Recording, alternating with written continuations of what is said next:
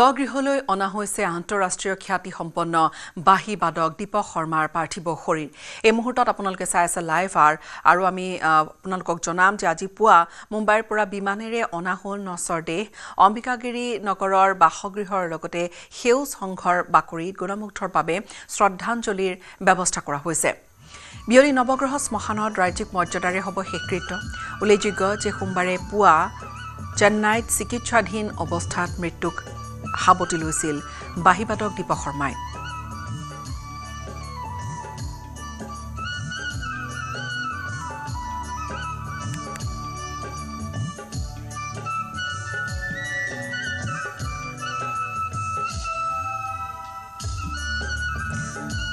স্বগৃহলৈ অনা হৈছে আন্তঃৰাষ্ট্ৰীয় খ্যাতিসম্পন্ন বাঁহীবাদক দীপক শৰ্মাৰ পাৰ্থিব শৰীৰ। আজি পুৱা মুম্বাইৰ পৰা বিমানেৰে অনা হ'ল নচৰ দেহ। অম্বিকাগিৰি নগৰৰ বাসগৃহৰ লগতে সেউজ সংঘৰ বাকৰিত গুণমুগ্ধৰ বাবে শ্ৰদ্ধাঞ্জলিৰ ব্যৱস্থা কৰা হৈছে। বিয়লি নৱগ্ৰহ শ্মশানত ৰাজ্যিক মৰ্যাদাৰে হ'ব শেষকৃত্য। সোমবাৰে পুৱা চেন্নাইত চিকিৎসাধীন অৱস্থাত 6:15 মৃত্যুক সাবটি লৈছিল বাঁহীবাদকগৰাকীয়ে। এনে এগৰাকী বাঁহীবাদক যাৰ বাঁহীৰ বাজিগৰাকী লোকৰ বাঁহীৰ সুৰে এটা অনন্য পৰিৱেশৰ সৃষ্টি কৰিছিল। কেৱল অসম বুলিয়েই নহয়, তেওঁ দেশৰ বিভিন্ন ৰাজ্যত সমাদৰ লাভ কৰিছিল। ইয়াৰ উপৰিও বিভিন্ন আন্তঃৰাষ্ট্ৰীয় মঞ্চতো তেওঁ নিজৰ সুকীয়া শৈলীৰে বা এটা সুকীয়া পৰিচয় তেওঁৰ আছিল। তেওঁ খলকনি তুলিছিল নিজৰ বাঁহীৰে। 1968 চনৰ আগষ্ট মাহত জন্ম দীপক শৰ্মাৰ। তেতিয়াৰ অবিভক্ত কামৰূপ অৰ্থাৎ আজিৰ নলবাৰীত জন্ম দীপক শৰ্মাৰ। 2013 চনলৈকে তেওঁ 3খনকৈ ছবিৰ সংগীত পৰিচালনা কৰিছে। জংকি পানৈ এই ধৰণৰ কেইবাখনো ছবি তেওঁ সংগীত পৰিচালনা কৰাৰ উপৰিও ধাৰাবাহিকৰ কথা যদি কোৱা যায় বহুকেইখনৰ ক্ষমা কৰিব সংগীত পৰিচালনাও তেওঁ কৰিছে। বহুকেইখন ছবিৰ সংগীত পৰিচালক হিচাপে তেওঁৰ অৱদান আছে। আমি আপোনালোকক জনাইছোঁৱেই যে অম্বিকাগিৰি নগৰৰ যিখন বাসগৃহ সেই ঘৰখনত এটা শোকাকুল পৰিৱেশ। আমি পোনপটীয়াকৈ সংযুক্ত হৈছোঁ আমাৰ সাংবাদিক অজয় বৰ্মনৰ সৈতে। অজয়,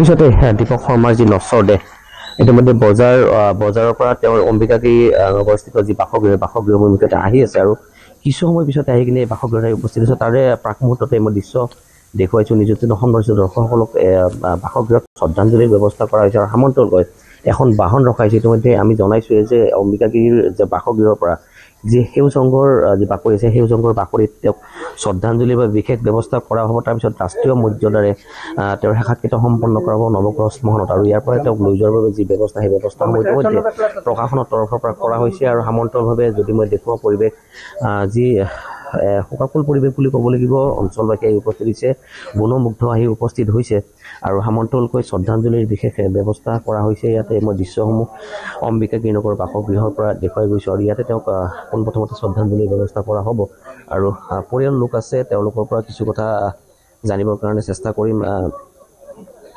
ইতিমধ্যে গুণমুগ্ধ আহি উপস্থিত হৈছে, অনুৰাগী আহি উপস্থিত হৈছে। দাদা, কিছু সময় পিছত দীপক দাৰ যি নষ্ট দেখা ইয়াত উপস্থিত হ'ব, ক'ত লৈ যোৱা হ'ব, ক'ত কেনেকুৱা ধৰণৰ ব্যৱস্থাখিনি কৰা হ'ব? প্ৰথম তাক আমি ঘৰতে আনিম, ইয়াত আধা ঘণ্টামান ৰাখিম, আধা ঘণ্টা 45 মিনিট ৰাখিম। ৰখাৰ পিছত আমাৰ অম্বিকাগিৰি নগৰত থকা সেউজ সংঘৰ সদস্যসকলৰ আহ্বান ক্ৰমে আমি শ্ৰদ্ধাঞ্জলিৰো তাতে পাতিম বুলি থিৰাং কৰিছোঁ। আৰু নিজ বাসগৃহত আধা ঘণ্টা 1 ঘণ্টামান ৰখাৰ পিছত আমি সেউজ সংঘৰ বাকৰিলৈ লৈ যাম আৰু তাতেই ৰাইজে তেখেতক শ্ৰদ্ধাঞ্জলি জনাব। চৰকাৰী লোকসকল আহি গৈছে ইতিমধ্যে? নিশ্চয় আহি গৈছে, চৰকাৰীভাৱে সম্পন্ন কৰিব আৰু মই অসম চৰকাৰক ধন্যবাদ দিছোঁ এই চেগতে যে তেওঁলোকে যি শিল্পীৰ মৰ্যাদা এই শিল্পীৰ মৰ্যাদাটো যে তেওঁলোকে উপলব্ধি কৰি তেওঁলোকে পদক্ষেপ গ্ৰহণ কৰিছে তাৰ বাবে মই চৰকাৰক ধন্যবাদ জনাইছোঁ। হয় গীতাশ্ৰী, বাসগৃহৰ পৰাই তেওঁৰ এই পৰিৱেশ আমি নিযুক্তি অসম দৰ্শকসকলক দেখুৱাই গৈছোঁ। চৰকাৰীভাৱে যি মৰ্যাদা প্ৰদান কৰা হ'ব ইতিমধ্যেই আৰক্ষীৰ লোক আহি কিনে ইয়াতে উপস্থিত হৈছে। চৰকাৰীভাৱে যি শেষকৃত্য কৰা হ'ব নৱগ্ৰহ শ্মশানত আৰু ইতিমধ্যে মই জনাইছোঁৱেই যে বজাৰ বিমানবন্দৰৰ পৰা অম্বিকাগিৰি নগৰ বাসগৃহ অভিমুখে তেওঁ নশ্বৰদে ইতিমধ্যে অহা হৈছে। হয়তো কিছু মুহূৰ্তৰ পিছতে আহি কিনে ইয়াতে উপস্থিত হ'ব। তাৰ প্ৰাক মুহূৰ্তত এনেদৰে ইয়াতে তেওঁৰ পৰিয়ালৰ লোক, আত্মীয় স্বজন, তেওঁৰ অনুৰাগী, তেওঁৰ যি ভালপোৱা সকল লোক আছে তেওঁ আহি উপস্থিত হৈছে ইয়াতে। আৰু এই সামগ্ৰিক পৰিৱেশ আমি দেখুৱাই গৈছোঁ। সুস্থ এখন বৃহৎ প্ৰতিচ্ছবি ইয়াতে লগাইছে আৰু বাসগৃহৰ সন্মুখতে শ্ৰদ্ধাঞ্জলিৰ বিশেষ ব্যৱস্থা কৰা হৈছে। দীপকদাৰ যিহেতুকে বাঁহীবাদক হিচাপে প্ৰখ্যাত আছিল আৰু দীপকদাৰ বাঁহী শ্ৰদ্ধাঞ্জলি ইয়াত ৰখা হৈছে, তেওঁৰ ফটো ৰখা হৈছে আৰু ফুলৰ ব্যৱস্থা কৰা হৈছে। ইয়াৰ পৰাই তেওঁ নশ্বৰদে ইয়াত প্ৰায় 15-20 মিনিট ৰখাৰ পিছত তেওঁ নশ্বৰদে যে সেউজ সংঘৰ যি বাকৰি আছে তেওঁৰ বাসগৃহৰ সমীপতে সেউজ সংঘৰ বাকৰিত ৰখা হ'ব। তেওঁৰ গণমুগ্ধতাত তেওঁ শেষ শ্ৰদ্ধাঞ্জলি জ্ঞাপন কৰিব পাৰিব আৰু তাৰপিছতে নৱগ্ৰহ শ্মশানলৈ লৈ যোৱা হ'ব। গণমুগ্ধসকল আহি উপস্থিত হৈছে। নিশ্চয় বা তেওঁৰ আত্মীয় স্বজনো আহি হয়তো উপস্থিত হৈছেহি বা ওচৰ চুবুৰীয়া তেওঁলোকৰ সৈতেও কথা পাতক। কিয়নো দীপক শৰ্মা বুলি ক'লে বাঁহীৰ যিধৰণে তেওঁ সুৰ তুলিছিল সেয়া তেওঁৰ এটা ধাৰাই অনন্য বা তেওঁৰ পৰিচয় একেবাৰে সুকীয়া। আৰু কেৱল অসম বুলিয়েই নহয়, দেশে বিদেশে তেওঁ দেশৰ বিভিন্ন ৰাজ্যত তেওঁ সমাদৰ লাভ কৰিছিলে, প্ৰশংসা বুটলিছিল বিভিন্ন আন্তঃৰাষ্ট্ৰীয় মঞ্চতো।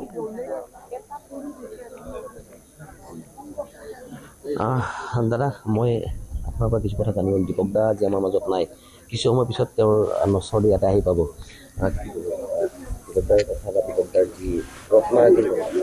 দীপকদাৰ মানে সিটো বহুত সৰু, যেতিয়া একদম সৰু আছিল তেতিয়াৰ পৰাই তাৰমানে সি মানে বাঁহীটো তাৰ জন্মগত নিচিনাই আৰু একদম যেতিয়া সৰু বাচ্ছা আৰু তেতিয়া বেলেগ বাচ্ছাবিলাকে যিবিলাক খেলা বস্তু বিচাৰে সি তেতিয়াই পূজা ৰাস এইবিলাকত ক'ৰবাত গ'লে নলবাৰীত আছিল ইয়াত, তেতিয়া তাৰমানে সি বাঁহী লাগে তাৰ তাত, সি বাঁহী বিচাৰে। তেনেকুৱাকৈ তাৰমানে সি তেতিয়াৰ পৰাই বাঁহীটো বজাইছিল। সি গাঁৱত আছিল তেতিয়া, বনগাঁও হাইস্কুলত পঢ়িছিল। গতিকে সেই সৰুতে একদম গাঁৱত বাঁহী বজাইছিল। স্কুলবিলাকত ক'ৰবাত কিবা ফাংচন হ'লে তাক মাতি লৈ যায় বা গাঁৱৰ মানুহবিলাক আহি পেলাই মানে তাক বাঁহী বজাব দিয়ে। এনেকুৱাকৈ সি তেতিয়াই গাঁৱৰ সেই অঞ্চলটোত সি পপুলাৰ তেতিয়াই হৈছিল। তাৰপিছত সি মেট্ৰিক পাছ কৰাৰ পিছত ইয়াত আহি গ'ল, গুৱাহাটী কমাৰ্চত এডমিশ্যন ল'লে। লৈ পেলাই এইটো মানে এই ঠাইখিনি বৰদেউতাই সৰুকৈ এটা ঘৰ বনালে। মোৰ বৰদেউতাৰ ল'ৰাই। তাৰপিছতে ইয়াত 5জন ভায়েক ককাই, সিহঁতকেইটা ইয়াতে থাকে। তাৰপিছত সি কমাৰ্চত ক্লাছ কৰে আৰু অনবৰতে বাঁহীটো বজায় যেতিয়াই ঘৰত থাকে। প্ৰভাত শৰ্মা ছাৰৰ ঘৰ কাষতে ইয়াতে। গতিকে তেখেতে একদিন মানে শুনিলে নেকি ইফালে যাওঁতে এনেকুৱা, তেওঁ মানে বস্তু চিনি পালে যে ইয়াত কোনোবা এটা আহিছে, এনেকুৱা সৰু ল'ৰা এটা বাঁহী বজায়। মাতি দিলে তাক, গৈ পেলাই সেনেকৈ প্ৰভাত শৰ্মা ছাৰৰ শিষ্য হ'ল। তেতিয়াৰ পৰা প্ৰভাত শৰ্মা ছাৰৰ গুৰু মানি পেলাই সেনেকৈ কিছু মানে শিকা আৰম্ভ কৰিলে। আগতে তাৰ সেনেকুৱা বাঁহীৰ শিক্ষা নাছিল। তাৰপিছত সি শিকিলে এইবিলাক। তাৰপিছত এই তেনেকৈ থাকি লাহে লাহে ইয়াতে বিভিন্ন টিভিৰ প্ৰগ্ৰাম কৰে, ৰেডিঅ'ৰ প্ৰগ্ৰাম কৰে, যুৱবাণী অনুষ্ঠানবিলাক কৰে, এনেকুৱাকৈ কৰা আৰম্ভ কৰিলে, টিভিৰ প্ৰগ্ৰামবিলাক কৰে। তাৰপিছতে সি কি হ'ল মানে এটা স্কলাৰশ্বিপ লৈ পেলাই সি বিকমৰ পিছত বিকম কৰি পেলাই সি M.Com কৰা নাই আৰু সি কেলকাতা গুচি গ'ল, ৰবীন্দ্ৰ ভাৰতী। তাতে গৈ পেলাই বাঁহী PhD কৰিলে। তাৰপিছত এই পান্নালাল ঘোষৰ ওপৰত মানে PhD কৰি আছিল। সেই সময়তে গুৱাহাটীত এটা কিবা প্ৰগ্ৰামত ৰবীন্দ্ৰ ভৱনত হৰিপ্ৰসাদ চৰচীয়া আহিছিল আৰু তাতে সি বজাইছিল। তাৰমানে বজাওঁতে হৰিপ্ৰসাদ চৰচীয়াই তাক পাই পেলাই ক'লে যে তুমি বম্বেত আহিবা, মোক মানে লগ ধৰিবা তাত আহি পেলাই। সি গুচি গ'ল তাত বম্বেত, গৈ পেলাই তাতে লগ পালে। পাই পেলাই তেতিয়াৰ পৰা হৰিপ্ৰসাদ চৰচীয়াৰ শিষ্য হৈ গ'ল। আৰু তেখেতে কৈছিল যে সেইটো সময়ত তাৰমানে হৰিপ্ৰসাদ চৰচীয়াৰ মানে প্ৰিয় শিষ্যৰ ভিতৰত দীপক শৰ্মা এটা আছিল। আৰু দীপক শৰ্মাই সেই তেতিয়াই বিভিন্ন প্ৰগ্ৰাম তাতে তেতিয়া কৰিছিল। ভূপেন হাজৰিকাক লগ পালে, পাই পেলাই হিন্দী ফিল্মো কিছুমানত সি মানে ভূপেন হাজৰিকাৰ মিউজিক থকা তাতে সি বজোৱা আৰম্ভ কৰিলে। তাৰপিছতে ইণ্ডিয়াৰ ইণ্ডিপেণ্ডেঞ্চ 50 ইয়াৰ্ছ যিটো আছিল সেইটোত মানে সি চান্স পাই গ'ল চাউথ আফ্ৰিকা প্ৰগ্ৰাম এটা। ফাৰ্ষ্ট মানে তাৰ লাইফৰ এইটো ফাৰ্ষ্ট প্ৰগ্ৰাম বাহিৰত, ৰাজ্যৰ বাহিৰত, দেশৰ বাহিৰত 42খন দেশত তেওঁ গৈছে, বহুতবাৰ গৈছে। ষ্টাৰ্টিংটো তেনেকৈ হৈছিল তাৰমানে 50 ইয়াৰ্ছ যেতিয়া ইণ্ডিপেণ্ডেঞ্চ আছিল ইণ্ডিয়াৰ, তেতিয়া নৰ্থ ইষ্টৰ পৰা চ'ল' প্ৰগ্ৰাম তাক দিছিল তাৰমানে বাহিৰ কাৰণে। বাৰু বহুত গৈছিল কিবা কিবি, তাৰপিছত চ'ল' প্ৰগ্ৰাম এটা তাৰ আছিল। সেনেকৈ সেইটো ষ্টাৰ্ট কৰিলেহি। তেতিয়াৰ পৰা সি আৰু মানে ইয়াত বেছি মেক্সিমাম তাতে বাহিৰতে কৰি আছিল। জাৰ্মান আৰু ফ্ৰান্স তাৰ মেক্সিমাম যোৱা ঠাই। মিটো বুলি এটা তাৰ হেৰি এটা আছিল, ইউনিট এটা আছিল তাতে। মিটোৰ আণ্ডাৰত সি বিভিন্ন প্ৰগ্ৰাম কৰিছিল তাত। আৰু অসমত এটা বেণ্ড অফ ব্ৰাদাৰ্ছ বুলি এটা গ্ৰুপ খুলি লৈছিল। জাৰ্মানৰ সেইবিলাক মানে আহি যায়, এটা টাইমত আহি যায়, ইয়াতে বিভিন্ন প্ৰগ্ৰাম কৰে গোটেই অসমত তেনেকুৱা। তাৰপিছতে কিছুমান এলবাম বনাইছিল আৰু মানে এনেকুৱা প্ৰগ্ৰেমবিলাক কৰি ফুৰিছিল।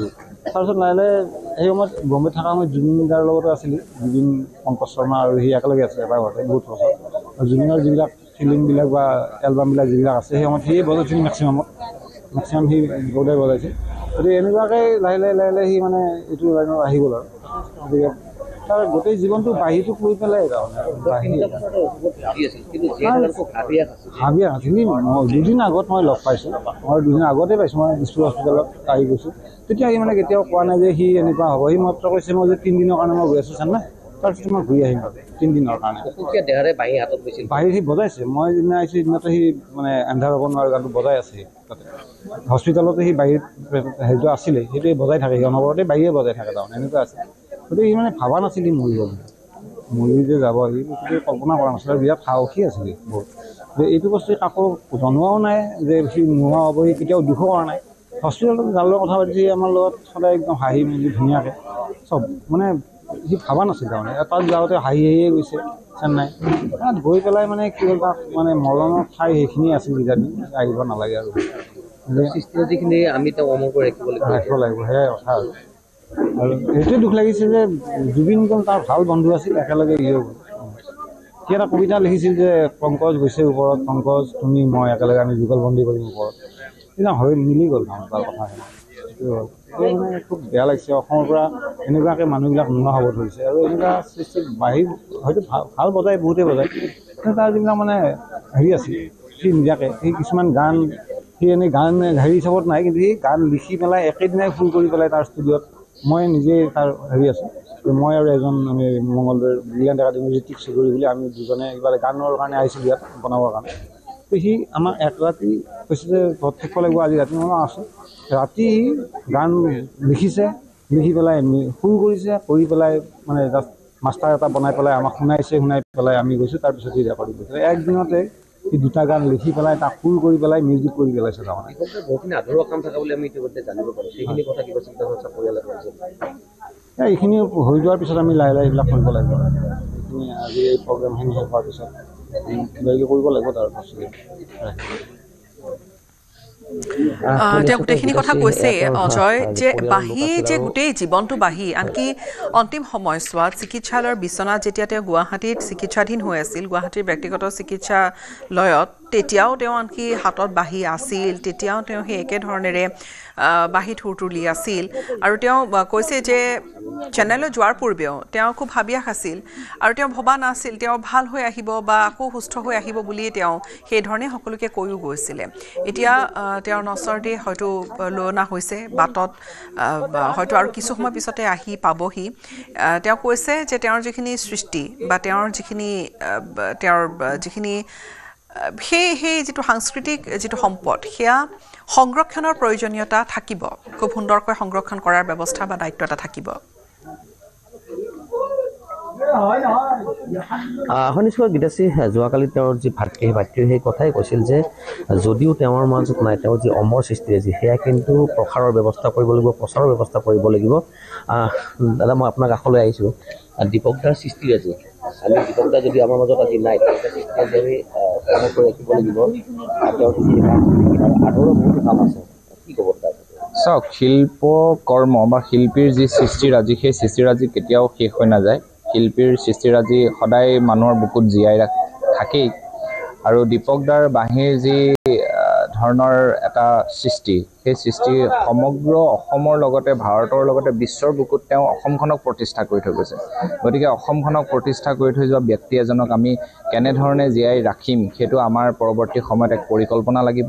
আৰু প্ৰতিজন আনুষ্ঠানিক বুলি নহয়, প্ৰতিজন মানুহৰ হৃদয়ত দীপকদাৰ বাঁহী, কাণত সদায় সুৰ ভাঁহি থাকে। গতিকে দীপকদাৰ এই যিটো জাৰ্ণি, সাংস্কৃতিক যি জাৰ্ণি, সেই জাৰ্ণিটো আমি সদায় জীয়াই ৰাখিম। প্ৰতিটো মুহূৰ্তত দীপকদা আমাৰ অন্যান্য শিল্পীসকলৰ লগতে যিসকল আমাৰ মহান মহান শিল্পী মহাপ্ৰয়াণ হ'ল, তেখেতসকলৰ লগতে দীপকদাও জীয়াই ৰাখিব। আৰু আমাৰ কাৰণে কোনোজন শিল্পী সৰু ডাঙৰ নহয়, প্ৰত্যেকজন শিল্পীয়ে শিল্পকৰ্মৰ লগত জড়িত, শিল্পসত্তা থকা ব্যক্তি আমাৰ কাৰণে অতি বুকুৰ আপোন। আজি সমগ্ৰ অসমে আজি দীপকদাৰ কাৰণেও কান্দিছে। কালিৰ পৰা দেখিছোঁ, খবৰটো গম পোৱাৰ পিছতে যথেষ্ট ছ'চিয়েল মিডিয়াটো যথেষ্ট কষ্টকৰ এটা পৰিৱেশ সৃষ্টি হৈছে। আনফালে জুবিন দা, আনফালে দীপকদা, কম বয়সতে তেওঁলোক আমাৰ মাজৰ পৰা বিদায় মাগিছে। আৰু তেওঁ চিকিৎসাৰ ক্ষেত্ৰত যিসকল ব্যক্তিয়ে সহায় কৰিছে অসমৰ, অনাগত দিনতো তেখেতসকলে যাতে সহায় কৰিব বুলি মই আশা ৰাখিছোঁ। আৰু সংবাদ মাধ্যমেও যাতে এই শিল্পীজনাৰ যি সৃষ্টিৰাজি, সেই সৃষ্টিৰাজি জীয়াই ৰাখিব। আৰু অসম চৰকাৰে যিহেতু আমি তেখেতসকলকো ধন্যবাদ দিছোঁ, যি আমাৰ ৰাজ্যিক মৰ্যাদাৰে তেখেতক শেষকৃত্য সম্পন্ন কৰা হ'ব গতিকে সেয়াই এক সন্মান সেয়াই জীৱনত কৰি অহা সন্মান বুলি ক'ব পাৰি এই ক্ষেত্ৰত বিভাগ কিছু কৰণীয় আছে তেওঁৰ যিখিনি সৃষ্টি আছে সেয়া কিন্তু সংৰক্ষণ কৰিলে হ'ব প্ৰসাৰৰ ব্যৱস্থা কৰিব লাগিব প্ৰসাৰৰ ব্যৱস্থা কৰিলে নিশ্চয় খুব গুৰুত্বপূৰ্ণ কথা এইটো যে আমি কিবা এটা বস্তু বা শিল্পৰ যি সৃষ্টি যি কলা সেই কলাখিনিক আমি যদি সৃষ্টিখিনিক যদি আমি এটা ৰুমৰ ভিতৰত আবদ্ধ কৰি ৰাখোঁ তেতিয়াহ'লে একো নহ'ব তাক কেনেকৈ আমি এটা বিভাগ থাকে যিহেতু সাংস্কৃতিক পৰিক্ৰমা বিভাগ থাকে সাংস্কৃতিক মন্ত্ৰী থাকে তেওঁলোকে আলোচনা কৰি এই প্ৰচাৰত কেনেধৰণে বা আগন্তুক যিসকল যুৱ প্ৰজন্মৰ বাঁহীবাদক যিসকলে বাঁহীৰ প্ৰতি অনুপ্ৰাণিত হৈ আহিছে সেই বাঁহীবাদকসকলক কেনেকৈ আমি এইবিলাক দেখুৱাই আমি এটা পৰ্যায়লৈ নিব পাৰোঁ প্ৰতিভাক কেনেকৈ বাঁহীৰ প্ৰতি আকৰ্ষিত কৰিব দীপক দাক আমি এজন মুখ্য ব্যক্তি হিচাপে লৈ বাঁহীৰ সকলোৱে জানে যে দীপক দা একেবাৰে অতুলনীয় অন্যতম একক গতিকে আমি তেখেতক একজেক্টলি গতিকে মই কৈছোঁ নাই বিশ্বৰ বুকুত মই প্ৰথমে কৈছোঁ বিশ্বৰ বুকুত স্থাপন কৰি থৈ গ'ল সেই স্থাপনখিনি আমি পৰৱৰ্তী সময়ত এটা দীৰ্ঘম্যাদী আমি কৰিব লাগিব আৱেগত কামবোৰ নহয় আমি চিন্তা চৰ্চাৰে গোটেইখিনি আগুৱাই নিয়াৰ কাৰণে আমি চেষ্টা কৰিব লাগিব বুলি মই আশা ৰাখিছোঁ অসম চৰকাৰ তথা বিভাগবিলাকৰ আৰু প্ৰতিজন অসমীয়াৰ বুকুত দীপক দা সদায় জীয়াই থাকিব আমাৰ বুকুত সদায় জীয়াই থাকিব শিল্পীগৰাকী সদায় ধৰণেই জীয়াই থাকিব হয় অজয় তাত থকা লোকসকল সকলো সুকল ম্ৰিয়মান এটা একেবাৰে শোকাকুল পৰিৱেশ এটা আৰু অপেক্ষা এতিয়া পাৰ্থিৱ শৰীৰ আহি পোৱালৈ যিহেতু চেন্নাইত তেওঁ কালি পুৱা চিকিৎসাধীন অৱস্থাতে মৃত্যু সাৱটি লৈছিল হয় তাত আমি দেখিছোঁ তেওঁলোকৰ আত্মীয় লোকো বহুজন আছে বহুকেইগৰাকী আছে তেওঁলোকৰ সৈতেও কথা পাতিব পাৰে দেখিব যে দীপক শৰ্মাৰ দ্বিতীয়জন পুত্ৰাই মানে দীপক শৰ্মা হৈ উঠিব সেই কথাটো মোৰ আগত কৈছিল বহুত সপোন আছিল তেওঁৰ দিচাঙক লৈ পুত্ৰক লৈ বহুত সপোন আছিল পুত্ৰক নিজৰ দৰে বনাব বিচাৰিছিলে বহুত আশা কৰিছিলে যে তেওঁৰ দৰে এজন ভাল আন্তঃৰাষ্ট্ৰীয় বাঁহীবাদক হ'ব বুলি কিন্তু এতিয়াতো তেওঁ গুচি গ'ল সকলো বেদনা দুখ বেদনা আমাৰ মুখৰ মাজত থৈ গ'ল মোক নিজৰ বাইদেউতকৈ বহুত সন্মান কৰিছিল মই নিজৰ নহয় কাষতে থাকো কিন্তু সৰুৰ পৰা একেলগে আছোঁ আমি তেওঁ বিকম পঢ়ি থকাৰ পৰা মই লগ পাওঁ মোৰ লগত চব কথা শ্বেয়াৰ কৰে কিন্তু কোনেও নাজানে তেওঁ মোক কি কয় মোৰ ওচৰত যাব ৰাতি গধূলি সময়ত যাই কথা পাতে কেনেকৈ কি হ'ল কি হ'ব এইবিলাক কথা পাতে আৰু তেওঁ যেতিয়া অসুখত পৰিছিল তেতিয়া মানে অলপ ভাল হৈ আহিল অহাৰ পিছত তেওঁ মানে মই তেওঁৰ ওচৰত বহি আছিলোঁ এনেতে জুবিন গাৰ্গ আহি তেওঁ পৰিচয় কৰি দিলে যেন মোৰ বাইদেউ মোৰ মনসা মন্দিৰ আছে তেওঁ মানে চব ৰাইজৰ সেৱা শুশ্ৰূষা কৰি থাকে এনেকুৱা ধৰণৰ কথা কৈছিল তাৰপিছত জুবিন গাৰ্গে কৈছিল হ'ব বাইদেউ ময়ো যাম যাবা আহিবা আৰু এনেকৈ ধেমালি ফূৰ্তি কৰি তিনিটাই মানে মই আৰু ঘৰলৈ গুচি আহিলোঁ তাৰপিছত জুবিন গাৰ্গো গ'ল আৰু দীপকো গুচি গ'ল আমাৰ মাজত অন্তৰৰ দুখ বেদনা জাপি দি দুইজন সোণৰ হীৰা হেৰাই গ'ল আমাৰ মাজৰ পৰা বহুত দুখ পাইছোঁ একেলগে হৈ গ'ল দুটা কথা সপোন যেন লাগে তেওঁ যে জানো যোৱা নাই আমাৰ মাজতে আছে থাকিব সদায় অন্তৰত জীয়াই থকালৈকে কিন্তু তেওঁ বহুত আশা কৰিছিল পুত্ৰক লৈ কষ্ট পাইছিল কিন্তু মনৰ কষ্ট তেওঁ পোৱা নাই তেওঁৰ সদায় সাহস আছিল কি মই ভাল হ'ম বাইদেউ চিন্তা নকৰিব আছোঁ মোৰ নাগ পঞ্চমী পূজাত বহুত দেৰি বহি কথা চথা পাতিছে পূজা কৰিছে মোৰ লগত মই আনকি ফেচবুকত ফটোও দিছোঁ তেওঁৰ লগত পাতি বহুত কষ্ট তেনেকৈ তেওঁ নেদেখুৱালে কাকো তেওঁ মানে লাষ্টত যেতিয়া মানে আজি এমাহ আগতে যেতিয়া নাৰ্ছিং হোমত থাকিলে তেতিয়াও তেওঁ ঠিকেই আছে তাৰপিছত মানে চেন্নাইত যোৱাৰ পিছতহে ইমান সোনকালে যাব বুলি ভবা নাছিলোঁ যাব বুলি ভাবিছোঁ কাৰণ তেওঁ যিটো অসুখ হৈছে লিভাৰ ডেমেজ হোৱা বুলি কৈছে আকৌ হেৰি হ'ল এতিয়া ভাবিছিলোঁ কিন্তু তেওঁ এতিয়া দ্বিতীয়বাৰ লিভাৰ দিব পৰা পৰিস্থিতিত নাই বুলিয়ে ভাবিছোঁ কাৰণ যিহেতু এবাৰ এনেকুৱা হৈ গ'ল তেওঁৰ শক্তিটো কমি গ'ল সেইটো কাৰণে ভাবিছিলোঁ কিন্তু ইমান সোনকালে যাব বুলি ভবা নাছিলোঁ আমি এতিয়াও ভবা নাছিলোঁ অসমৰ নতুন সম্পদে হেৰুৱালোঁ আমি মানে মোৰ বেয়া লাগিছে কি মই জুবিন গাৰ্গক ষ্টেজতহে চাইছিলোঁ কিন্তু কোনোদিনে হেৰিত চোৱা নাছিলোঁ বাস্তৱ চোৱা নাছিলোঁ কিন্তু সেইদিনা দীপকৰ ঘৰত আহি দীপকটো মোৰ নেইবাৰ গতিকে মই আহিয়ে থাকোঁ দীপকৰ ওচৰত বা দীপকো মোৰ ওচৰত যায় কিন্তু সেইদিনা জুবিন গাৰ্গক লগ পাই তেওঁ মানে চিনাকি কৰি দিলে আমি তিনিজনে মানে হাঁহি ফূৰ্তি কৰি ওলাই আহিলোঁ তাৰপিছত একেলগে যে দুইজন ঢুকালে সেইটো বহুত মোৰ আত্মাত বহুত খুন্দি আছে সেইদিনা মই সমাধিলৈ গৈছিলোঁ মানে মোৰ বোৱাৰী কেইজনী নাতিনীক লৈ গৈছিলোঁ সিহঁতে মোক কৈছে তোৰ তাইতা মই নুঠো সিহঁতে জোৰ কৰি তুলি দিছে মই মানে তুমি সমাধিটো মই মানে সেই কথাতে মানে তুমি দেখোন মোৰ তাত যাম বুলি কৈছিলা কিয় নগলাই যি গুচিয়ে গ'লা চিৰদিনৰ কাৰণে এনেকুৱা মনত আহিছে আৰু মই বেছি আচলতে বুকত ভাগি পৰিছে তেওঁৰ ওচৰ চুবুৰীয়া তেওঁৰ আত্মীয় আৰু সেয়াই তেওঁলোকে কৈছে যে কেনেকৈ এটা শেষ মুহূৰ্তলৈকে তেওঁৰ জীয়াই থকাৰ হেঁপাহ বা হাবিয়াহ কিন্তু অৱশেষত নিয়তিৰ ওচৰত হাৰ মানিলে অজয় আমি পৰৱৰ্তী সময়ছোৱাত পুনৰ সংযুক্ত হ'ম পিয়লি আজি নৱগ্ৰহ শ্মশানত ৰাজ্যিক মৰ্যাদাৰে হ'ব শেষকৃত্য আন্তঃৰাষ্ট্ৰীয় খ্যাতিসম্পন্ন দীপক শৰ্মাৰ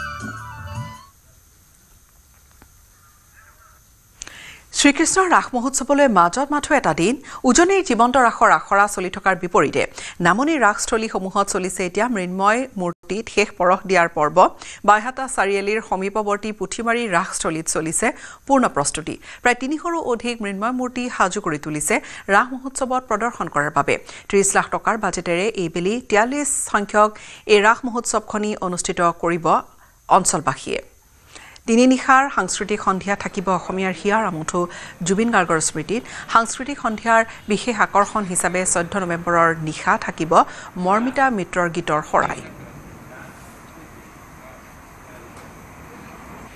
জীৱন্ত ৰাসৰ আখৰা চলি আছে ঠিক তাৰ বিপৰীতে নামনিত চলি আছে মৃন্ময় মূৰ্তি নিৰ্মাণ কৰাত মই মৃন্ময় মূৰ্তিসমূহত শেষ পৰশ দিয়াত মোৰ কেমেৰা সহযোগীক মই কিদৰে মৃন্ময় মূৰ্তিসমূহ সাজু কৰি ৰাখিছে সেই সকলোবোৰ দৃশ্য নিউজ ১৮ অসম নৰ্থ ইষ্টৰ দৰ্শকক দেখুৱাবৰ বাবে অনুৰোধ জনাইছোঁ যিহেতুকে সম্পাদকগৰাকী আছে মই তেখেতৰ পৰা জানিব বিচাৰিম আপোনালোকৰ এইবাৰ প্ৰস্তুতি কেনেকুৱা হয় আমি এইবাৰ ৫ নৱেম্বৰৰ পৰা ১৫ নৱেম্বৰলৈ ১১ দিনীয়া কাৰ্যসূচীৰে আমি এইবাৰ উদযাপন কৰিব লৈছোঁ ৪৩ সংখ্যক ৰাস মহোৎসৱ আমাৰ হিয়াৰ আমঠু শ্ৰদ্ধাৰ জুবিন গাৰ্গ ডাঙৰীয়াৰ মৃত্যুত আমি আচলতে মৰ্মাহত হৈছোঁ তথাপিও তেখেতৰ আমি ৩ দিন যি ইয়াত সাংস্কৃতিক সন্ধিয়া মানে কৰিছোঁ অনুষ্ঠিত হ'ব এই সাংস্কৃতিক সন্ধিয়া তেখেতৰ নামতে আমি উৎসৰ্গা কৰাৰ কাৰণে আমি ব্যৱস্থা কৰিছোঁ মই আপোনাৰ পৰা জানিব বিচাৰিম কেনেকুৱা আগবাঢ়িছে আমাৰ আপোনালোকেতো ইতিমধ্যে দেখা পাইছে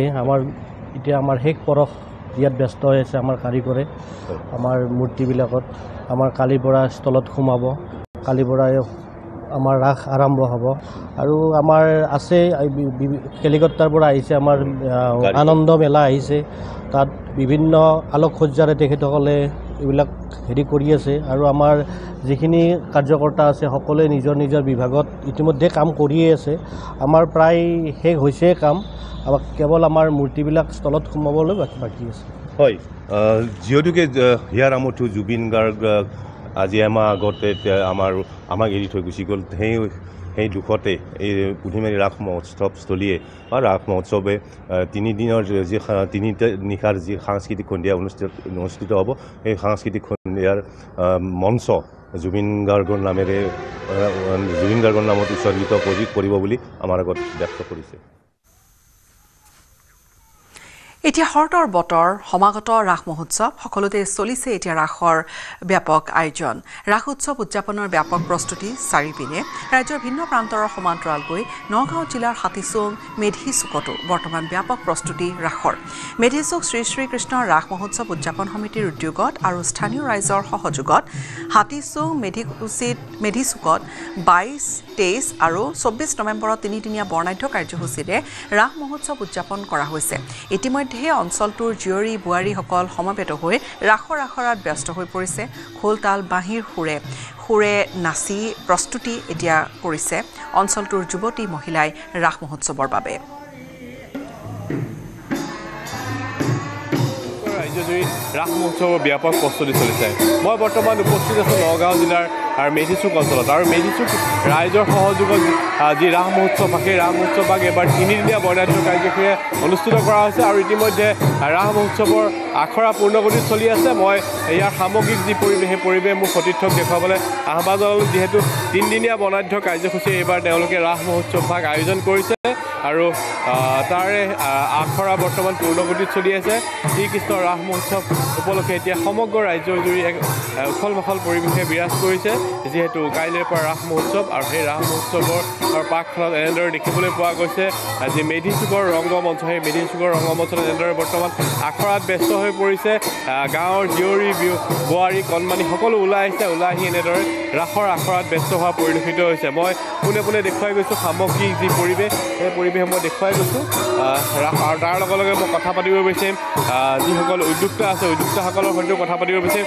এইবাৰ আপোনালোকে কিমান দিনীয়া কাৰ্যসূচী আয়োজন কৰিছে আজি আমি 3দিনীয়া কাৰ্যসূচী 22, 23, 24 এই 3দিনীয়া কাৰ্যসূচীৰে আমি শ্ৰী শ্ৰী ৰাস মহোৎসৱ ভাগ মানে আয়োজন কৰিছোঁ কেতিয়ালৈ 22 ইংৰাজী 22, 23, 24 নৱেম্বৰ কি কাৰ্যসূচী আছে আমাৰ কাৰ্যসূচীত আছে প্ৰথম দিনা ল'ৰাৰ কেলিগোপাল নাট প্ৰদৰ্শন আৰু দ্বিতীয় দিনৰ কাৰ্যসূচী আছে আমাৰ গাঁৱৰ শিশু সমাজৰ দ্বাৰা ভক্ত প্ৰহ্লাদ এই নাটক ভাগ পৰিৱেশন কৰা হ'ব আৰু তৃতীয় দিনা গাঁৱৰ বোৱাৰী যুৱতী সমস্তৰ দ্বাৰা কেলিগোপাল নাট প্ৰদৰ্শন কৰা হ'ব যিহেতু শ্ৰীকৃষ্ণ ৰাস মহোৎসৱ অনুষ্ঠিত হৈছে আৰু হ'ব আৰু কেনেকুৱা আচলতে আখৰা কেনেকুৱা চলিছে ভাল চলি আছে আখৰা আপুনি কৃষ্ণৰ ভাওত আগতে কৰিছিলে নে কৰিছোঁ আগতে মই 4বাৰ কৰিছোঁ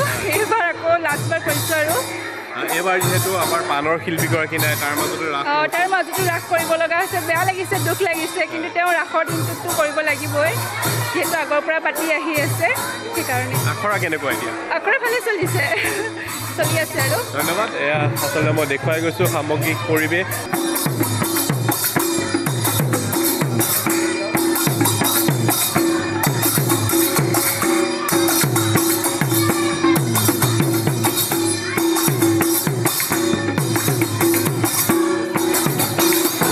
এনেদৰে বৰ্তমান যি মেধিচুকৰ শ্ৰীকৃষ্ণ ৰাস মহোৎসৱৰ বাবে সকলো এতিয়া প্ৰস্তুতি পূৰা অব্যাহত আছে সম্পূৰ্ণ প্ৰস্তুতিৰ পৰা পোনপটীয়াকৈ মই সামগ্ৰিক যি পৰিৱেশ সেই পৰিৱেশ দেখুৱালোঁ আৰু এই ধৰণে চলিছে চাৰিওপিনে এতিয়া ৰাসৰ প্ৰস্তুতি শ্ৰীকৃষ্ণ ৰাস উৎসৱক লৈ উজনি পৰা নামনি লৈ এতিয়া ব্যাপক এটা পৰিৱেশ আৰু কলিয়াবৰৰ দৃশ্য আমি দেখুৱাম শ্ৰীকৃষ্ণৰ ৰাস উৎসৱৰ বাবে যুৱতী মহিলা চেমনীয়াসকলে অব্যাহত ৰাখিছে অনুশীলন ৰাস উৎসৱত খোল তালৰ সুমধুৰ ধ্বনিত গীত পৰিৱেশন কৰি ৰাইজক মুগ্ধ কৰিবলৈ সাজু হৈছে কলিয়াবৰৰ জনপ্ৰিয় কণ্ঠশিল্পী ববি শইকীয়া ৰাস মহোৎসৱত গীত পৰিৱেশন কৰি ৰাইজক মুগ্ধ কৰিবলৈ সাজু হৈছে কণ্ঠশিল্পীগৰাকী অৱশ্যে প্ৰাণৰ শিল্পী জুবিন গাৰ্গৰ অৱৰ্তমানত এইবাৰ নাই পূৰ্বৰ দৰে ৰাসৰ উৎসাহ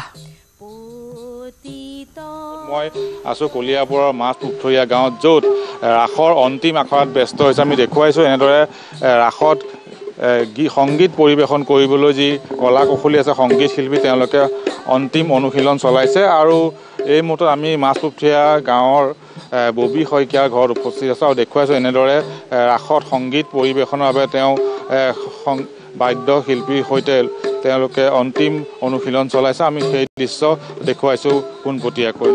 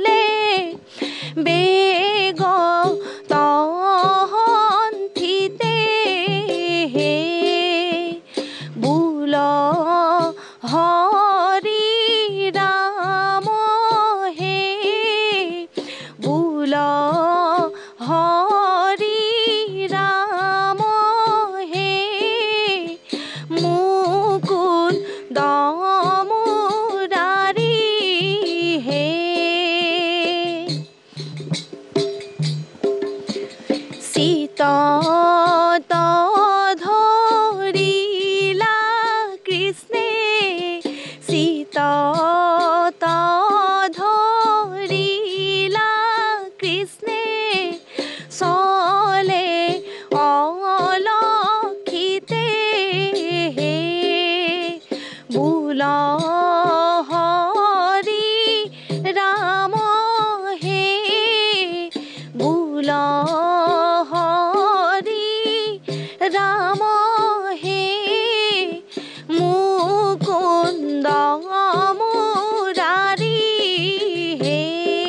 নিশ্চয় আমি দেখুৱাইছোঁ এনেদৰে তেওঁ ৰাসৰ সংগীত পৰিৱেশন কৰিবলৈ এনেদৰে অনুশীলন আছে। আমি তাৰ পৰা কিছু কথা জানিব চেষ্টা কৰিম যে ৰাস আহি পালেহি কিমানখন ৰাস সমিতিয়ে এবাৰ যোগাযোগ কৰিছে। এই বছৰ মোৰ 17-18খন কমিটিয়ে মোৰ লগত যোগাযোগ কৰিছে। আটাইকেইখন যোগাযোগ হৈ গ'ল। এতিয়া আমাৰ সমাগত আহি আছে ৰাস পূৰ্ণিমা 5 তাৰিখলৈ। ইয়াৰ শ্ৰীকৃষ্ণৰ চৰণ সেৱা কৰি ইয়াত আগবাঢ়িছোঁ আৰু প্ৰস্তুতি সাজু মানে এয়া ঘৰতে অকণমান চলাইছোঁ। ইমান মনো মই সৰুৰ পৰাই এই ৰাসৰ লগত জড়িত। ক্লাছ 7-8 মানৰ পৰাই মই ৰাস গাবলৈ আৰম্ভ কৰিছোঁ। তেতিয়াৰ পৰাই কৰি আছোঁ আৰু এতিয়ালৈকে যিমান দূৰ পাৰিছোঁ আৰু নিশ্চয়কৈ তেওঁলোকে পৰম্পৰা ৰক্ষাৰ স্বাৰ্থতে এনেদৰে ৰাসৰ বাবে সাজু হৈছে। এইবাৰ যিহেতু শিল্পীগৰাকীৰ যি বিয়োগ, এই বিয়োগে কিছু হ'লেও প্ৰভাৱ পেলাইছে উৎসৱসমূহত। তাৰ সমানে ৰাসতো প্ৰভাৱ পেলাইছে শিল্পীগৰাকীৰ মৃত্যু, জুবিন গাৰ্গৰ মৃত্যুত। তাৰ মাজতে যি পৰম্পৰা ৰক্ষাৰ স্বাৰ্থতে এনেদৰে ৰাস উদযাপনৰ বাবে সাজু হৈছে সমগ্ৰ ৰাজ্যবাসী। আৰু এনেদৰে দেখা গৈছে ৰাস উদযাপনক লৈ সকলো প্ৰস্তুত হৈছে। কলা কুশলীৰ পৰা কণ্ঠশিল্পী, নৃত্যশিল্পী সকলো সাজু হৈছে। গাঁৱৰ মহিলা, যুৱতী সকলো সাজু হৈছে। আৰু এনেদৰে আমি দেখুৱালোঁ কলিয়াবৰৰ মাছপুখুৰীয়া গাঁৱৰ ববী শইকীয়া, যি কেইবাখনো ৰাসত তেওঁ কণ্ঠ নিগৰাব সংগীত শিল্পী হিচাপে তেওঁ কলিয়াবৰৰ প্ৰায় 20খনৰো অধিক ৰাস সমিতিয়ে তেওঁক ইতিমধ্যে যোগাযোগ কৰিছে। আৰু তাৰ বাবেই তেওঁ এটা অন্তিম অনুশীলনত ব্যস্ত হোৱা পৰিলক্ষিত হৈছে।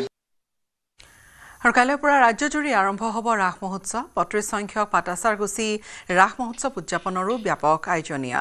লুইতকণ্ঠ জুবিন গাৰ্গৰ প্ৰতি বিশেষ শ্ৰদ্ধাঞ্জলি 5 নৱেম্বৰৰ পৰা 19 নৱেম্বৰলৈকে 15 দিনীয়া বৰ্ণাঢ্য কাৰ্যসূচীৰে অনুষ্ঠিত হ'ব এইবেলি ৰাস মহোৎসৱ। কালদিয়া নৈৰ পাৰত আদিম মানৱ সমাজৰ সভ্যতাক লৈ বিশেষ কাৰুকাৰ্য নিৰ্মাণত ব্যস্ত উদযাপন কমিটি। শতাধিক মৃন্ময় প্ৰতিমূৰ্তিত শেষ পৰশ দিয়াত ব্যস্ত এতিয়া মৃন্ময় শিল্পীসকল। প্ৰস্তুতি পূৰ্ণগতিত চলি আছে। পৰহি আমাৰ স্থানীয় বিধায়ক জ্যেষ্ঠ কেবিনেট মন্ত্ৰী কুমাৰ দাসদেৱে আমাৰ ৰাসমেলা উদ্বোধন কৰিব আৰু বজালী জিলা পৰিষদৰ সভানেত্ৰী আমাৰ অস্থায়ী মেলা উদ্বোধন কৰিব। তাৰ লগে লগে আমাৰ ৰাস আৰম্ভ হ'ব। আৰু ৰাসৰ যিখিনি কাৰিকৰী কৌশলী ইতিমধ্যে আমি সজাই পৰাই তুলিছোঁ। লগতে আমাৰ যি সাংস্কৃতিক অনুষ্ঠান 15 দিনৰ বিভিন্ন প্ৰতিযোগিতা হ'ব। এই অঞ্চলৰ উঠি অহা প্ৰজন্মই যাতে তেখেতসকলৰ প্ৰতিভাসমূহ বিকাশ কৰিব পাৰে, তাৰ বাবে আমি বিভিন্ন শিক্ষানুষ্ঠান বজালী বা পাটাচাৰগুচিত তেখেতসকলক আমি মঞ্চসমূহ এৰি দিওঁ। লগতে আমন্ত্ৰিত শিল্পী আছে। আৰু মাজুলীতো ৰাসোৎসৱৰ লগত সংগতি ৰাখি মাজুলী জিলা প্ৰশাসনৰ উদ্যোগত নদী পৰ্যটনক প্ৰাণ দিয়াৰ উদ্দেশ্যৰে এটা বিশেষ ব্যৱস্থা। তুনি নদীত ৰাধাকৃষ্ণৰ যুগলবন্দীৰে 50খন নৌকাৰে হৰিনামৰ নৌকা যাত্ৰাৰ বিশেষ এটা কাৰ্যসূচী আয়োজন কৰা হৈছে। নদীৰ মাজত নৌকাত অনুষ্ঠিত হ'ব মহাৰাস। জিলা আয়ুক্ত ৰাতুল চন্দ্ৰ পাঠকে পৰিদৰ্শন কৰিলে অনুষ্ঠানৰ স্থলী। অনুষ্ঠানটো নিয়াৰিকৈ সম্পূৰ্ণ কৰাৰ বাবে সকলো ব্যৱস্থা গ্ৰহণ কৰা হৈছে। ইয়াৰ লগতে মাজুলীৰ 11খন সত্ৰত 15,000 কলাকুশলী পৰিৱেশন কৰিব ৰাস। ইতিমধ্যে সাজু কৰি তোলা হৈছে 67টা মঞ্চ। জুবিন গাৰ্গৰ নামত জ্বলোৱা হ'ব 1.5 লাখ মাটিৰ চাকি। ৰাসৰ বাবে ইতিমধ্যে মাজুলীলৈ সোঁত বৈছে দেশী বিদেশী পৰ্যটকৰো। তুনি নৈৰ সংৰক্ষণ, সংবৰ্ধন আৰু পৰ্যটনৰ এক আকৰ্ষণৰ স্থলী হিচাপে গঢ় দিবৰ বাবে মাজুলী জিলা প্ৰশাসনে এই ৰাসোৎসৱৰ লগত সংগতি ৰাখি বিশেষ পদক্ষেপ গ্ৰহণ কৰিছে। আৰু তুনি নৈ ইতিমধ্যে পৰিষ্কাৰ পৰিচ্ছন্ন কৰি তোলা হৈছে। আৰু এই স্থানত মাজুলী জিলা প্ৰশাসনে 40খন নৌকাৰে বৈকুণ্ঠৰ হৰিনাম তুনিয়েদি উজাই যাম শীৰ্ষক এই তুনি নৈত 40খন নৌকাৰে নৌকা বিহাৰ কৰিব। আৰু তাৰ পৰিপ্ৰেক্ষিতত বৰ্তমান সময়ত জিলা প্ৰশাসনে সকলো বিষয়ববীয়া তথা আৰক্ষী প্ৰশাসনে সকলো বিষয়ববীয়া আহি এই স্থানত উপস্থিত হৈছে। আৰু মাজুলী আয়ুক্ত গৰাকীয়ে আমাৰ লগত উপস্থিত আছে। এই সমগ্ৰ পৰিৱেশটো চাই আছে। ছাৰ লগত কথা পাতিম। ছাৰ, মাজুলী জিলা প্ৰশাসনে বিশেষ ব্যৱস্থা গ্ৰহণ কৰিছে তুনি পৰ্যটনৰ স্থলী হিচাপে গঢ় দিবৰ বাবে। কেনেধৰণৰ কাৰ্যসূচী থাকিব আপুনি? তুনি নদীখন সকলোৱে দেখিছে ইমান সুন্দৰ হৈ পৰিছে। এতিয়া আমি চেষ্টা কৰিম তুনিখন এই ৰাসৰ সময়তে তুনিখনক আমি দ্বিতীয় যমুনা হিচাপে আৰু লগত তুনিৰ পাৰটোক আমি বৃন্দাবন হিচাপে গঢ়ি তুলিবৰ কাৰণে চেষ্টা কৰিম। আৰু যাতে ইয়াৰ যোগেদি মাজুলীৰ অৰ্থনৈতিক উন্নয়ন হয়, নদী পৰ্যটনৰ উন্নয়ন হয়, তাৰ কাৰণে আমি লগে লগে এইবাৰ আমি ৰাসৰ পিছৰ পৰাই আমি এই নৌকা যাত্ৰাৰ ব্যৱস্থা কৰিম। আৰু তাৰ প্ৰথম আৰম্ভ হিচাপে অহা 5 তাৰিখে দিনৰ 11:30 বজাত প্ৰায় 50খন নাৱেৰে মাজুলীৰ ভকত বৈষ্ণৱসকলে নাম প্ৰসংগ কৰি এই টুনিৰে উজাই আহিব। আমাৰ মহাপুৰুষ গুৰুজনাই যি ধৰণে এই ধৰণে নাওতে উজাই আহিছিলে বৰদুৱাৰ পৰা দিখৌ নৈৰে, আৰু সেই দিখৌ নৈৰে এটা অংশ হ'ল টুনি। গতিকে তেনেকুৱা ধৰণে আমি পুনৰ যাতে মাজুলীবাসীক যি সত্ৰীয়া সংস্কৃতি আমাৰ যি গৌৰৱ, এই গৌৰৱক যাতে আমি পুনৰ উজ্জীৱিত কৰিব পাৰোঁ তাৰ কাৰণে চেষ্টা কৰিম। লগতে আমাৰ আৰু এটা উদ্দেশ্য হৈছে এই টুনিখন আমি এতিয়া বহু কষ্ট কৰি জীয়াই উঠাইছোঁ, কিন্তু জীয়াই তোলোৱাটো সহজ, কিন্তু ইয়াক জীয়াই ৰখাটো কঠিন। গতিকে ইয়াক যাতে আমি স্থায়ীভাৱে জীয়াই ৰাখিব পাৰোঁ তাৰ কাৰণে সকলোখিনি ব্যৱস্থা কৰিম। মই সকলো ৰাইজকে আহ্বান জনাইছোঁ, অহা 5 তাৰিখে দিনৰ 11:30 বজাত টুনিৰ ওপৰত যিটো নৌকা বিহাৰ হ'ব, আমি নাম দিছোঁ বৈকুণ্ঠৰ হৰিনাম টুনিয়েদি উজাই যাম। এই অনুষ্ঠানত আপোনালোকে উপস্থিত থাকিবই, নহ'লে জীৱনত কিন্তু এটা অতি দৃষ্টিনন্দন এটা দৃশ্য আপোনালোকে উপভোগ কৰাৰ পৰা বঞ্চিত হ'ব। লগতে অহা 6 তাৰিখে যিহেতু ৰাসৰ সময়, সন্ধিয়া 5:30 বজাত আমি এই টুনিৰ মাজমজিয়াতে আমি মহাৰাসখন অনুষ্ঠিত কৰিম। বেছি দীঘলীয়া নহয়, মাত্ৰ 45 মিনিটৰ সময়, কিন্তু প্ৰকৃত যমুনাৰ পৰিৱেশ গঢ় দি একদম যমুনাৰ পাৰত যেনেকৈ কৃষ্ণ ৰাধাই যিটো ৰাস কৰিছিলে সেই তেনেকুৱা পৰিৱেশ এটা আমি গঢ় দিবৰ কাৰণে চেষ্টা কৰিম। আৰু লগতে সন্ধিয়াৰ টুনিখনৰ সৌন্দৰ্যনো কেনেকুৱা, আৰু বিশেষকৈ পূৰ্ণিমাৰ সময়ত এইটো যাতে আমি পৰ্যটকসকলক প্ৰদৰ্শন কৰিব পাৰোঁ আৰু বিভিন্ন ঠাইৰ পৰা যাতে ভৱিষ্যতে পৰ্যটক আকৰ্ষণ কৰিব পাৰোঁ তাৰ কাৰণেও আমি প্ৰচেষ্টা হাতত লৈছোঁ। গতিকে 6 তাৰিখে 5:30 বজাৰ যিটো অনুষ্ঠান সেইটোতো আপোনালোকে আহিবই, আৰু 5 তাৰিখে 11:30 বজাৰ যিটো অনুষ্ঠান সেই প্ৰগ্ৰেমটোতো আপোনালোক সকলোৱে আহিবই ইয়াতে। ধন্যবাদ জনাইছোঁ। মাজুলীৰ আত্মাস্বৰূপ এই টুনিয়ে প্ৰাণ পাই উঠিব, কাৰণ যি টুনিক পৰিষ্কাৰ কৰি পুনৰুজ্জীৱিত কৰা হৈছিল, আৰু এই পুনৰুজ্জীৱিত কৰাৰ পাছতে বৰ্তমান সময়ত টুনিক জীয়াই ৰখাৰ প্ৰয়াসেৰে এই টুনিৰ পৰ্যটনৰ ক্ষেত্ৰত অধিক গুৰুত্ব প্ৰদান কৰিব মাজুলী জিলা প্ৰশাসনে। আৰু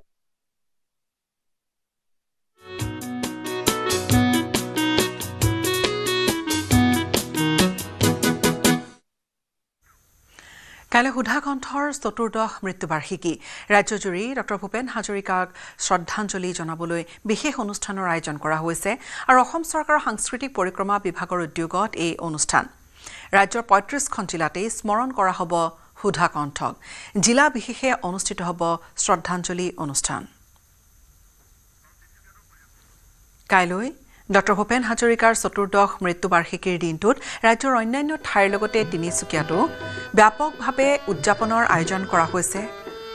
আৰু তিনিচুকীয়াৰ বৰগুৰিৰ ল'ৰাৰ ITI খেলপথাৰত সেইদিনা দিনৰ 11 বজাত অনুষ্ঠিত হ'বলগীয়া জিলাৰ কেন্দ্ৰীয় অনুষ্ঠানটিত জিলাখনৰ সকলো প্ৰান্তৰ পৰা সমবেত হ'বলগীয়া 5,000 লোকে সুধাকণ্ঠৰ অমৰ সৃষ্টি মানুহে মানুহৰ বাবে গীতটি সমস্বৰে পৰিৱেশন কৰিব।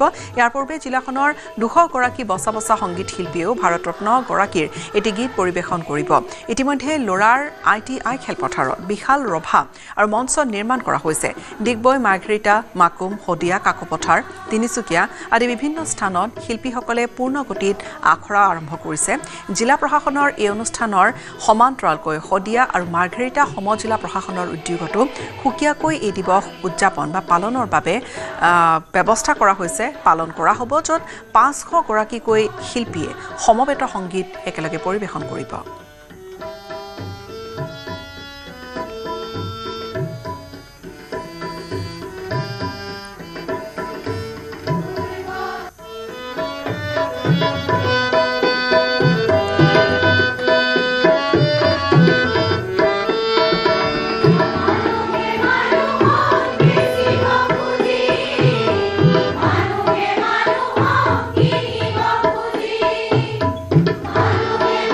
Oh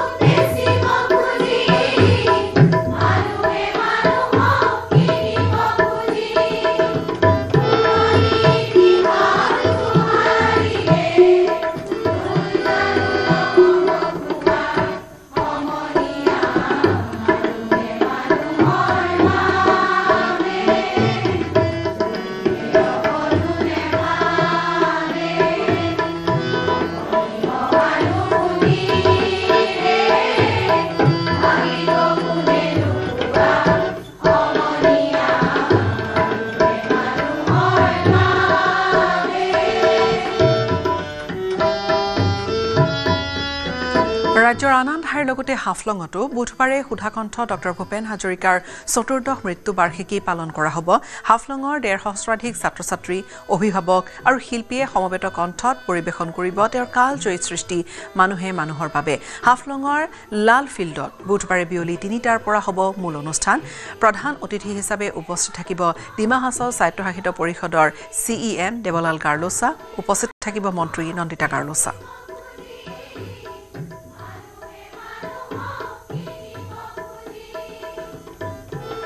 আমি ডিমা হাছাও জিলাতো আমি ডক্টৰ ভূপেন হাজৰিকাৰ মৃত্যু দিৱস ডেথ এনিভাৰ্চাৰী আমি পালন কৰিবলৈ ওলাইছোঁ।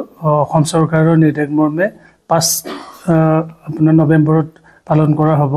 ৰেলৱে ফিল্ডত আমি আয়োজন কৰিছিলোঁ। আমাৰ প্ৰায় 1500 আমাৰ ছাত্ৰ ছাত্ৰী হ'ব আৰু আমি আমাৰ যিহেতু ডিফাৰেণ্ট এপেক্স বডি আছে আমাৰ ডিমা হাছাও জিলাত আমাৰ প্ৰায় 16-17 মান এপেক্স বডি আছে। আমি এপেক্স বডি সকলোকো যিহেতু আমাৰ কম্প্ৰাইজিং অফ ভেৰিয়াছ কমিউনিটিজ আমি তেখেতসকলকো ইনভিটেশ্যন দিছোঁ। প্ৰায় 700 মানে আমাৰ ইণ্ডিভিজুৱেল পাৰ্চন আহিব ফ্ৰম ডিফাৰেণ্ট এপেক্স বডি, বিভিন্ন কমিউনিটিৰ লোকো আহিব। এই দিনটোত আমাৰ বিশেষকৈ আপোনালোকে ইতিমধ্যে গম পাইছে মানুহে মানুহৰ বাবে গানটো আমাৰ পৰিৱেশন কৰিব। আৰু একেদৰে শিৱসাগৰ জিলা প্ৰশাসনৰ উদ্যোগতো কাইলৈ উদযাপন কৰা হ'ব, পালন কৰা হ'ব সুধাকণ্ঠ ডক্টৰ ভূপেন হাজৰিকাৰ চতুৰ্দশ মৃত্যুবাৰ্ষিকী। এই উপলক্ষে প্ৰস্তুতি সম্পন্ন কৰিছে শিৱসাগৰ জিলা প্ৰশাসনে। শিল্পীগৰাকীৰ প্ৰতি শ্ৰদ্ধাঞ্জলি জনাই 5000 লোক সমবেত হৈ একেলগে পৰিৱেশন কৰিব ডক্টৰ ভূপেন হাজৰিকাৰ অমৰ সৃষ্টি মানুহে মানুহৰ বাবে।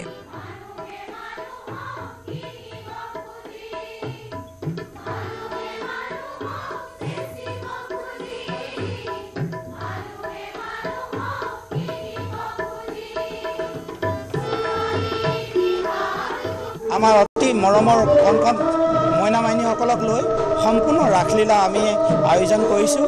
আমাৰ এই ৰাসলীলাভাগী পৰিচালনা দায়িত্বত আছে আমাৰ চন্দ্ৰদেৱ গগৈ ডাঙৰীয়া, প্ৰৱণ বৰা আৰু আমাৰ বৰুণ বিভু শইকীয়াদেৱে। তেওঁৰ এই কণমানি ছাত্ৰ ছাত্ৰীসকলক লৈ সম্পূৰ্ণ ৰাসলীলা কৰিব আমাৰ 5 তাৰিখে। আৰু তাৰ লগতে এক ব্যতিক্ৰম হিচাপে আমি আমাৰ জ্যেষ্ঠ নাগৰিকক লৈ জ্যেষ্ঠ নাগৰিকসকলে আমাৰ 6 নৱেম্বৰত অৰ্থাৎ 19 কাতিত আমি দ্বিতীয়খন সম্পূৰ্ণ শ্ৰী শ্ৰী কৃষ্ণৰ ৰাসলীলা তথা কংসবধসহ আমি আমাৰ চাদমঠা কলাক্ষেত্ৰ মঞ্চত প্ৰদৰ্শন কৰিম। আমি প্ৰথম নিশা আমাৰ অতি মৰমৰ কণ মইনা মাইনীসকলক লৈ সম্পূৰ্ণ ৰাসলীলা আমি আয়োজন কৰিছোঁ।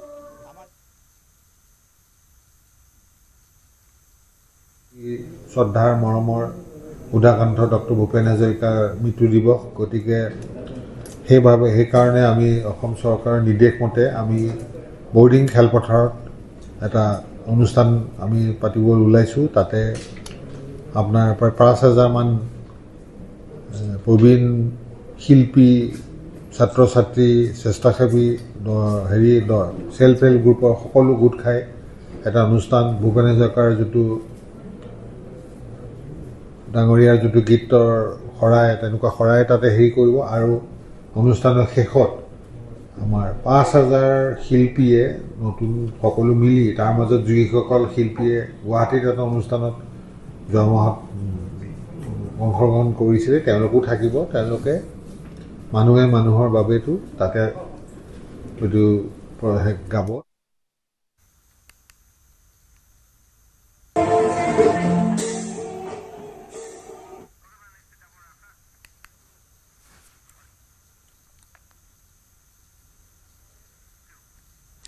শ্ৰীকৃষ্ণৰ ৰাস উৎসৱক লৈ ৰাজ্যৰ উজনিৰ পৰা নামনিলৈ চলিছে ব্যাপক প্ৰস্তুতি। গোলাঘাট জিলাৰ মেৰাপানী চাওদাং পথাৰত যুৱতী মহিলা চেমনীয়াই অব্যাহত ৰাখিছে প্ৰস্তুতি। আনবাৰৰ দৰে এইবেলিও মেৰাপানীৰ চাওদাং পথাৰ কলাক্ষেত্ৰত আয়োজন কৰা হৈছে ৰাস মহোৎসৱৰ। স্থানীয় শিল্পীৰ দ্বাৰা শ্ৰীকৃষ্ণৰ ৰাস সম্পূৰ্ণ ৰাসলীলাৰ 3দিনীয়া কাৰ্যসূচীৰে আয়োজন কৰিছে আৰু শেষৰ দিনা এখনি সামাজিক নাটক মঞ্চস্থ কৰাৰ কথা জনাইছে উদ্যোক্তাসকলে। গুৰুজনাৰ পৰম্পৰা ধৰি ৰাখিবলৈ এক সুন্দৰ প্ৰয়াস কৰিছে চাওদাং পথাৰৰ ৰাইজে।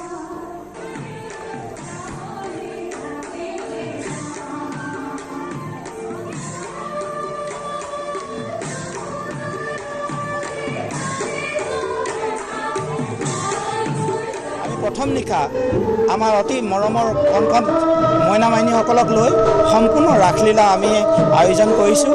আমাৰ এই ৰাসলীলাভাগী পৰিচালনা দায়িত্বত আছে আমাৰ চন্দ্ৰদেৱ গগৈ ডাঙৰীয়া, প্ৰৱণ বৰা আৰু আমাৰ বৰুণ বিভূ শইকীয়াদেৱে। তেওঁ এই কণমানি ছাত্ৰ ছাত্ৰীসকলক লৈ সম্পূৰ্ণ ৰাসলীলা কৰিব আমাৰ 5 তাৰিখে। আৰু তাৰ লগতে এক ব্যতিক্ৰম হিচাপে আমি আমাৰ জ্যেষ্ঠ নাগৰিকক লৈ জ্যেষ্ঠ নাগৰিকসকলে আমাৰ 6 নৱেম্বৰত অৰ্থাৎ 19 কাতিত আমি দ্বিতীয়খন সম্পূৰ্ণ শ্ৰী শ্ৰী কৃষ্ণৰ ৰাসলীলা তথা কংসবধসহ আমি আমাৰ চাদমঠা কলাক্ষেত্ৰ মঞ্চত প্ৰদৰ্শন কৰিম।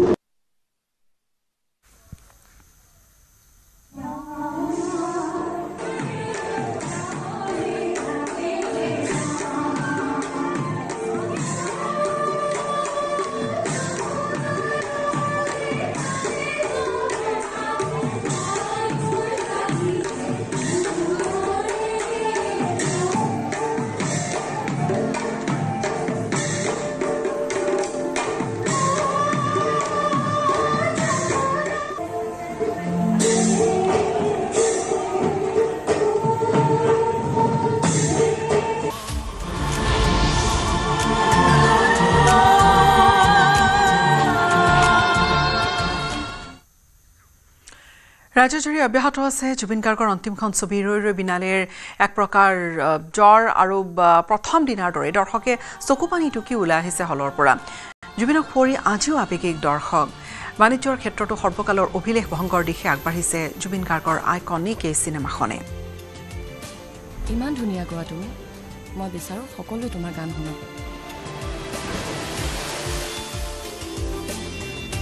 পিছপিনে যিসকল লোক আছে এইসকল বুকুৰ পৰা অহা লোক আৰু তেখেতসকলক উদ্যোগ গ্ৰহণ কৰি তেখেতসকলক দেখিবলৈ পোৱা গৈছে। ভৱেশ দাসে এই মুহূৰ্তত দেখিবলৈ পোৱা গৈছে তেখেতে লৈ আহিছে বিভিন্ন প্ৰান্তৰ সেই অঞ্চলবাসীৰ লোকসকলক লৈ আহিছে আৰু ছবিখন একেলগে দেখুৱাব। গতিকে আমি তেখেতৰ সৈতে পোনে পোনে কথালৈ চেষ্টা কৰিছোঁ। এই মুহূৰ্তত আমি দেখিছোঁ যে আপোনাৰ লগত প্ৰায় 150-200 মানুহ একেলগে আপুনি ছবিঘৰত একেলগে ছবিখন চাবলৈ লৈ আহিছে।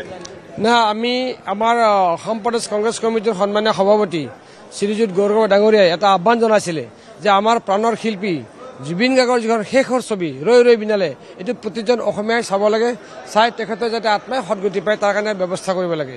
সেই সূত্ৰে আজি আমি হাজো শুৱালকুছি অঞ্চলৰ পৰা যিসকল লোকে এইখন চিনেমা চাবলৈ অসুবিধা পাইছিল বা পাৰা নাই বিশেষ কাৰণত সেইসকল ব্যক্তিক ইয়াত কিছুমান ঠেলাৱালা আছে, ৰিক্সাৱালা আছে, কিছুমান আয়তী মানে যিবিলাকে নাম কীৰ্তন কৰে তেনেকুৱা আছে, আমাৰ খেতিয়ক আছে, এনেধৰণৰ মানুহ কিছুমান ডেকা ল'ৰা আছে।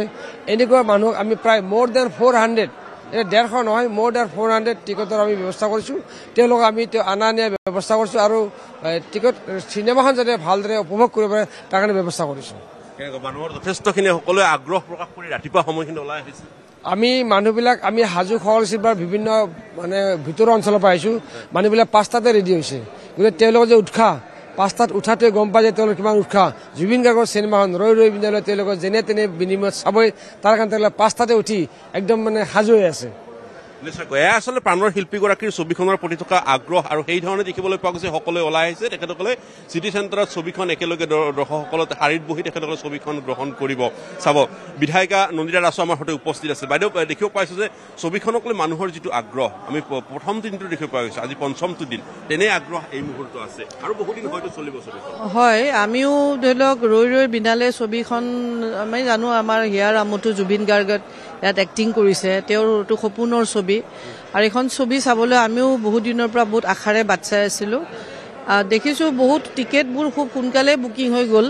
আজি পালোহি টিকেটটো, তেনেকৈ আমি আহিলোঁ আৰু মোৰ লগত বহুতখিনি মানুহ আহিছে। চাওক, আমি জুবিন গাৰ্গক আমি সকলোৱে ভাল পাওঁ, জুবিন গাৰ্গৰ কথা ক'বলগীয়া একোৱে নাই। কিন্তু এই ছবিখন চাবলৈ যেতিয়া আহিছোঁ ছবিগৃহলৈ, এটা এনেকুৱা লাগি আছে জুবিন গাৰ্গক সেই ছিংগাপুৰৰ পৰা অনা দিনাখন যেতিয়া কফিনত আনিছিলে সেই ছবিটো মনলৈ আহিছে আৰু জীৱন্ত জুবিন গাৰ্গক আজি দেখা পাম সেইটো মনলৈ আহিছে। আৰু এইটো ভাবিও দুখ লাগিছে যে জুবিন গাৰ্গক আজি শেষ জীৱন্ত দেখা পাম, ছবিৰ আকাৰত চিনেমাৰ স্ক্ৰীণত দেখা পাম আৰু হয়তো কেতিয়াও জীৱনত আৰু তেওঁক জীৱন্ত দেখা নাপাম। আৰু তেওঁ হয়তো আৰু বহুতখিনি তেওঁৰ সৃষ্টি সংগীতে হওক বা চিনেমা হওক তেওঁ দিব পাৰিলে হয়, কিন্তু সেইখিনি চিৰদিনলৈ আৰু নাইকিয়া হৈ গ'ল। আৰু অসমে আমি কি হেৰুৱালোঁ এই কথাটো আৰু আমি চিৰদিন আমি অনুভৱ কৰি থাকিব লাগিব। মই ভাবোঁ চবেই আহি এইখন চিনেমা চাব লাগে আৰু জুবিন গাৰ্গে যিখিনি কথা তেওঁ কৈ গৈছিলে অসমৰ ৰাইজক, যিখিনি আদৰ্শ দেখুৱাই থৈ গৈছিলে, যিখিনি ভাল ভাল কথা কৈছিলে, সমাজত কি আমাৰ দায়িত্ব। তেওঁ এটা কথা বাৰ বাৰ কৈছিলে, আমি মানুহবোৰ এই পৃথিৱীত খুব কম সময়ৰ কাৰণে আহোঁ, আমি কম সময়ৰ কাৰণে আহোঁ, যিহেতু আমি যে পৃথিৱীত আহোঁ, আমাক হয়তো ঈশ্বৰে কিছু দায়িত্ব দি পঠিয়ায়, আৰু কম সময়ৰ ভিতৰত আমাৰ যিটো দায়িত্ব আমি ভালকৈ পালন কৰিব লাগে, আৰু আমি সঁচা কথা ক'ব লাগে, আমি স্পষ্টবাদী হ'ব লাগে, মানৱৰ প্ৰতি প্ৰেম থাকিব লাগে, প্ৰকৃতিৰ প্ৰতি প্ৰেম থাকিব লাগে, জীৱ জন্তুৰ প্ৰতি প্ৰেম থাকিব লাগে। আৰু অসমীয়া, যিহেতু আমি অসমত জন্মগ্ৰহণ কৰিছোঁ, অসমৰ মানুহক অসমীয়া জাতীয় দায়িত্ব, সংস্কৃতিৰ প্ৰতি দায়িত্ব, এইখিনিও আমি ভালকৈ যাতে পালন কৰিব পাৰোঁ। লগতে জাতি ধৰ্ম নিৰ্বিশেষে আমি যাতে সদায় মিলি প্ৰীতি থাকিব, এইখিনিও তেওঁ আমাক আদৰ্শ দি থৈ গ'ল, আৰু এইখিনিকে আমি আগবঢ়াই লৈ যাব লাগিব। নিশ্চয়কৈ ধন্যবাদ জনাইছোঁ। আৰু এইদৰে আমি ছবিগৃহৰ প্ৰৱেশৰ প্ৰাকখনত আমি প্ৰাচ্য সংগ্ৰহ কৰিছোঁ, আৰু বিভিন্ন দিনে যিহেতুকে আহিছে ছবিগৃহত ভিৰ কৰিছে, সকলোৰে একেই উৎসাহ, কাৰণ প্ৰৱেশৰ এই সময়খিনি, আৰু প্ৰৱেশৰ পিছত যেতিয়া আপুনি বাহিৰলৈ ওলাই আহে যেতিয়া দৰ্শকসকল, তেতিয়া দেখিবলৈ পোৱা হয় যথেষ্টখিনি আচলতে আৱেগিক হৈ পৰে, যথেষ্টখিনি ছবিখনক লৈ আৱেগিক হৈ পৰে। সকলোৱে আমি দেখিছোঁ হুকুকাই কান্দি বাহিৰলৈ ওলাই আহিছে ছবিখন দৰ্শন কৰি। গতিকে তেনে এটা পৰিৱেশ আজিৰ দিনটোৰ এই মুহূৰ্তত দেখিবলৈ পোৱা গৈছে। সকলোৱে আচলতে প্ৰাণৰ শিল্পীগৰাকীক মৰমেৰে ভাল পায়, আৰু মৰমেৰে ভাল পোৱা সেইগৰাকী শিল্পীৰ এয়া অবৰ্তমানত মুকলি হোৱা এই ৰৈ ৰৈ বিনালে ছবিখনক লৈ এতিয়া দুগুণ উৎসাহ বৃদ্ধি হৈছে, আৰু একাংশ লোকে এইদৰে এতিয়া ছবিগৃহলৈকে একাংশ লোকক লৈ আহিছে, আৰু তেখেতসকলক স্বতঃস্ফূৰ্তভাৱে ছবিখন দেখুৱাইছে। ইয়াৰ সৈতে এতিয়া বাতৰিৰ পৰা বিদায় ল'ম। নমস্কাৰ।